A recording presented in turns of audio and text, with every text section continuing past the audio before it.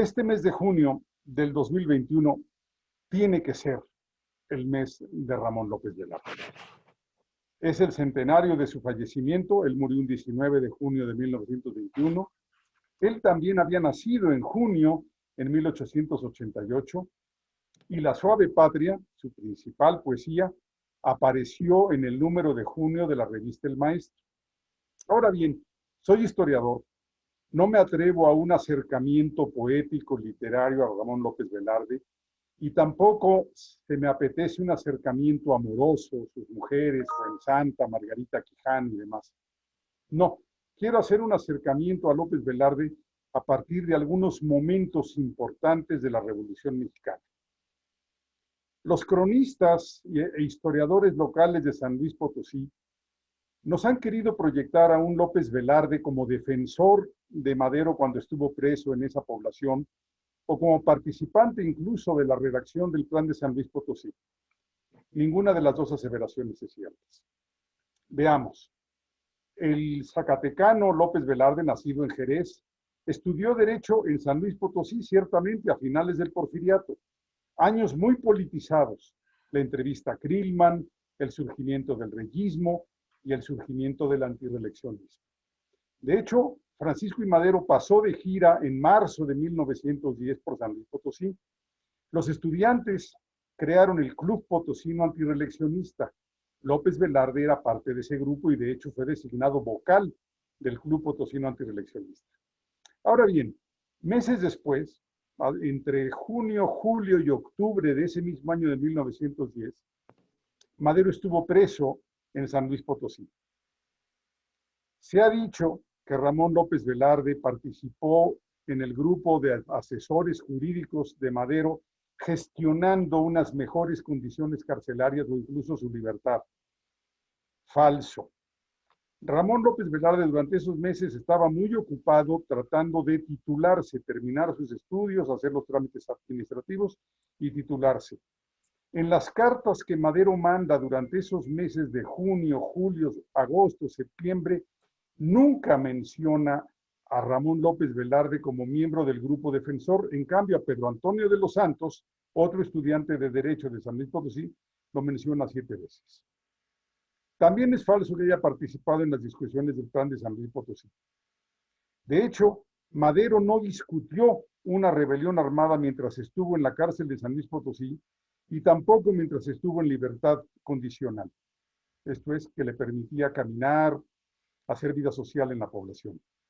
Madero durante esas semanas, durante esos meses, confiaba en una solución legal, confiaba en la anulación del proceso electoral, pero cuando el 4 de octubre de 1910 la Cámara de Diputados rechazó la solicitud de anulación de las elecciones por parte del Partido Antireeleccionista y confirmó el triunfo de Porfirio Díaz y Ramón Corral, Madero decidió abandonar San Luis Potosí, abandonar México y exiliarse en Estados Unidos.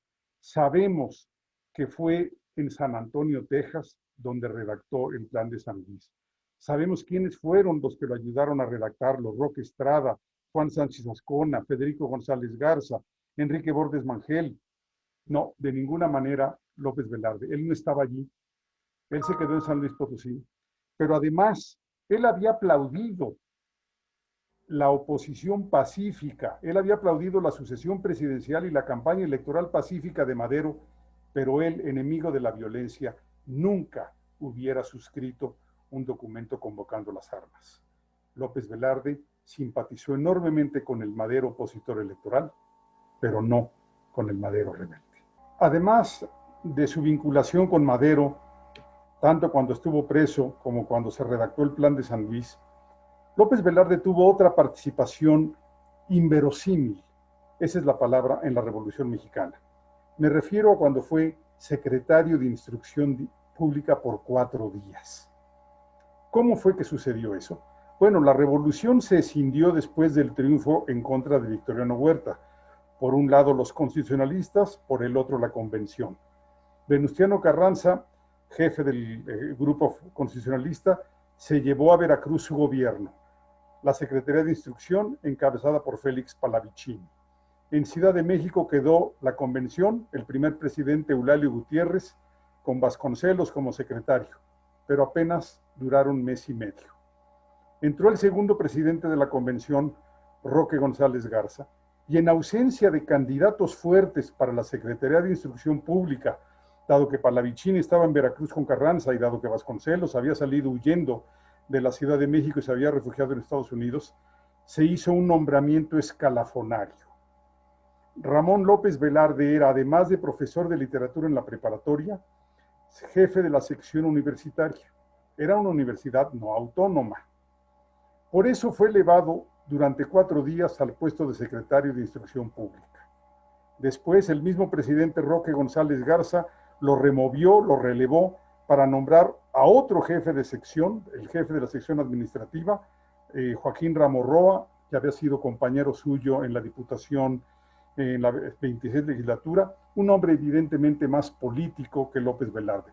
Sin embargo, no hay duda, para la historia queda, Ramón López Velarde fue secretario de Instrucción Pública del gobierno de la Convención con el presidente Roque González Garza entre el 16 y el 19 de enero de 1915. Ese fue otro acontecimiento histórico de nuestro poeta. El poeta Ramón López Velarde tuvo una tercera participación en un proceso, en un acontecimiento de la Revolución Mexicana. A pesar de haber colaborado, aunque fuera por 4 días, con el gobierno de la Convención, López Velarde también trabajó posteriormente en el gobierno de Venustiano Carranza. Esto se debió a que el secretario de Gobernación de Carranza, Manuel Aguirre Berlanga, era un viejo amigo, un viejo compañero de López Velarde, desde que ambos participaron juntos en el Club Potosino Antireeleccionista. En efecto, Aguirre Berlanga, aunque coahuilense, había estudiado y luego fue profesor por breve tiempo en el instituto donde López Velarde estudió la carrera de Derecho, la carrera de Leyes. Ahora bien, ¿qué fue López Velarde con Aguirre Berlanga durante la presidencia constitucional de Carranza? ¿Fue su secretario particular? ¿Fue abogado consular, como dicen unas fuentes? ¿Fue concejal de la Ciudad de México? ¿Llegó a colaborar en la redacción de algunos discursos de Venustiano Carranza? Como sea, lo que yo quiero mencionar es que acompañó a su jefe, Aguirre Berlanga, cuando éste fue en el tren de la lealtad, abandonando la Ciudad de México rumbo a Veracruz, acompañando a Venustiano Carranza. Sin embargo, López Velarde tuvo que abandonar el tren, tuvo que abandonar el convoy en la Villa de Guadalupe, porque el tren fue atacado en su retaguardia por una máquina loca. Hubo muchos muertos en el furgón en el que iba López Velarde, el vagón quedó destrozado y López Velarde tuvo que abandonar la columna de la lealtad y regresar a Ciudad de México. Esto es, López Velarde no llegó a Tlaxcalantongo.